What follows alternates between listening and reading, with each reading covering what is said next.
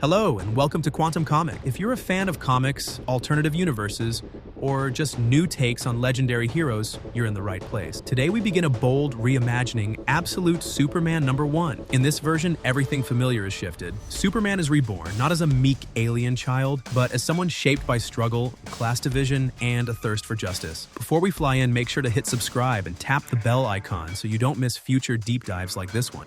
Krypton, a world built on hierarchy. We open on Krypton, but not the shining world you might expect. Instead, there's an undercurrent of injustice. The planet is divided into two rigid classes, the science clerics, the ruling elite, and the labor guild, the working class. The striking twist, the familiar S symbol, worn by many, is now the mark of the labor guild, a stigma of lower status. We see Lara L. in the dust of fields and machines, repairing agricultural equipment. Her hands are skilled, her eyes sharp. She had once been destined for the scientific class, but after writing criticisms of the ruling order, she was banished to labor.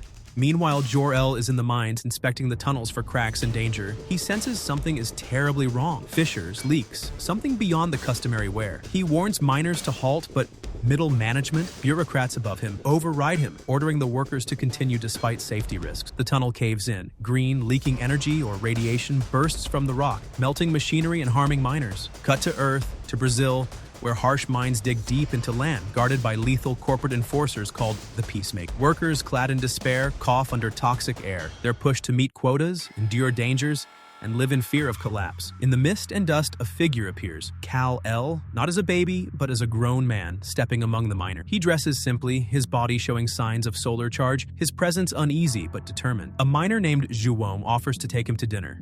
A small kindness, asking where he's from. Kal replies softly that he's traveled across many worlds. He's seen wonders and pain. Juwom counters, the real thing worth fighting for is what's in front of you. Kal remains silent. Elsewhere, the Lazarus Corporation, shifting shadows and glass, has ordered the mine to reopen. They demand production. The Peacemakers march through the tunnels, interrogating workers about a strange anomaly. The diamond veins have already been harvested, though workers had been told not to enter. Something or someone took the diamonds without pain. Lazarus's drones and security forces swarm. Kal waits, hidden. At night, in a makeshift shack, he rests beneath solar panel. A soft, internal voice, Saul, his AI companion, reminds him to conserve energy, to choose battles wisely. But as peacemakers raid his hut, bullets fly. Kal is forced to act. Even weakened, he pushes back, rattling tanks, deflecting fire, glowing fists flaring with power. The fight escalates. Kal's vision ignites in heat vision, blasting drones away, but the strain is excruciating beyond his control. Explosion shakes the ground. Saul warns him,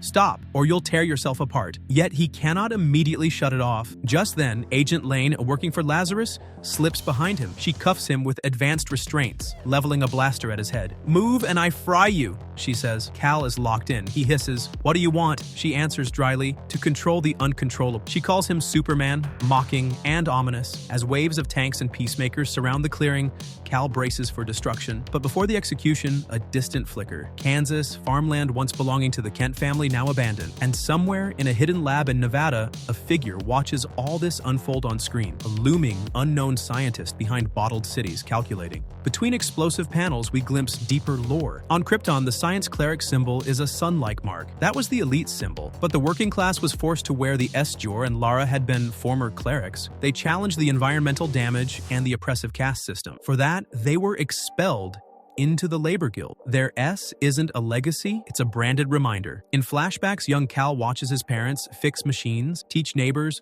argue with oversight. He grows amidst whispers of revolution and decay. The final cataclysm explodes. Krypton fractures, the core ruptures, cities fall. Kal, in a protective suit built by his parents, launches into space and drifts toward Earth. Back at the Brazilian mine, Kal in the standoff is breathing hard. The fight paused. Agent Lane taunts him. "You don't belong here." He snarls back, "I belong to those who can't defend themselves." He braces for a shot. The screen cut. Then we cut to the Kent property in Kansas. Dry, empty, overgrown, bought long ago by Lazarus. A mailbox reads, "Kent." The fields stretch barren, the sign of a home gone, purchased out from under its people. At the same time, in a hidden laboratory in Nevada, behind glass jars that contain miniature city models, a mysterious scientist stares at monitors. The broadcast of Kal's battle flickers across screens. He adjusts levers. The voice in the lab says, "Prepare containment protocols." He cannot be left uncontrolled. The camera pans and a giant green brain-like figure looms, concealed in a dark basement. At epilogue and reflection. And that wraps Absolute Superman #1. What have we seen? A Krypton torn apart by the arrogance of the elite. A Superman born into struggle, not privilege. On Earth, he aligns immediately, not with governments or ideologies, but with workers. He fights not for fame, but for dignity. Kal is haunted by his parents' warnings, by the meaning of the S, by the forces that silently pull strings. The Lazarus Corporation is more than a villain, it's a system, and Kal is thrust into direct confrontation with it. The ending? Agent Lane's binding, the ruined Kent land, the hidden lab, all promise that Kal's battle is just beginning. This Superman isn't polished. He's raw, he's angry, he's hopeful in defiance, and he must grow in power, in identity, in purpose.